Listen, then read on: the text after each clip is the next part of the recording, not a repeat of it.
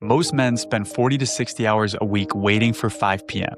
They treat their career as a maintenance cycle, a necessary evil to fund their real life on the weekend. 5 days of misery for 2 days of escape, and the cycle continues. What if your job isn't a prison sentence to endure, but rather a mission that you were intentionally and specifically assigned to complete? Hi, my name is Michael Lentini, and this is The Uncommon Standard. And in today's episode, I want to challenge the way that you may view your career. Now, I want you to think of a person that you respect and even look up to. Imagine every email that you sent this week, every decision that you made, and every reaction that you had in a meeting was reviewed by that particular person. Would your tone have changed at any point? Would your effort have been acceptable? I want to share some wisdom with you, and regardless of if you're a Christ follower or not, this is for you. So check this out.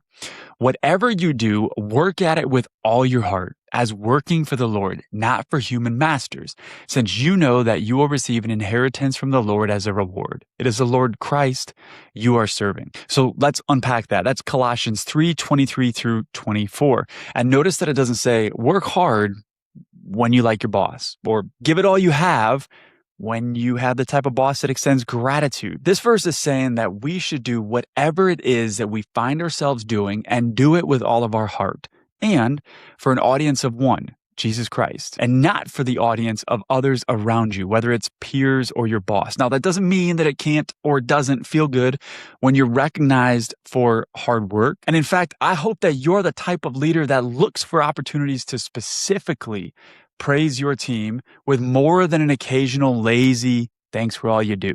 But this verse is just saying that you should not be working for the recognition of others. That shouldn't be your why. It also suggests that your career isn't just maintenance. And if you are a man of faith, you don't have a job.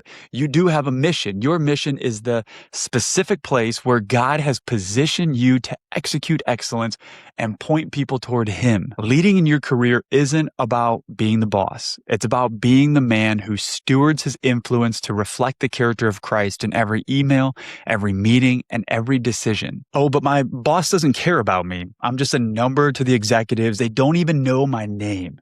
Well, perhaps that's true, and perhaps they don't know your name, but I'd argue that's the wrong perspective to take. You and I are either progressing or regressing. There is no middle ground. So I personally would encourage you to not let your boss set the ceiling for the effort that you're going to give. Do good work because that's who you are. And if you are a Christ follower, because that is what we are called to do, regardless of the expectations our boss or bosses set for us. Another way to say this is with the gifts that God has given you, and we all have different gifts, our responsibility is the same.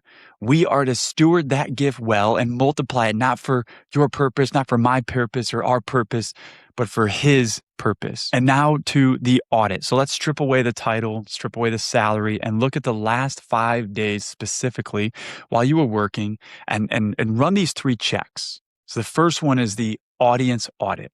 If Jesus or that person that you look up to were CC'd on your inbox, would your integrity hold up? The strategic anchor. If you were removed tomorrow, would your company miss a competent employee, or would they lose a spiritual anchor whose presence brings peace to the chaos? And finally, the steward scan. In your last 3 interactions, did you view your colleagues as obstacles on your to-do list or as souls that God positioned you to serve? And here's our uncommon move. Common men perform based on the mood of their boss or the size of their commission, but the uncommon man operates under a higher authority. In the next 24 hours, I want you to pick a single task on your desk tomorrow that you enjoy the least. It's not a very fun task, perhaps, the one that you usually rush through and complain about. I want you to execute that task with radical excellence as if Jesus or that person you look up to were evaluating the output. When you work with all your heart on the mundane tasks, you convert labor into an act of worship. And ironically, if you work like that, you naturally become the most valuable man in the room to your human employer. Thanks for listening to The Uncommon Standard. And if our content blessed you today, would you do me a favor? Like it, share it with a friend.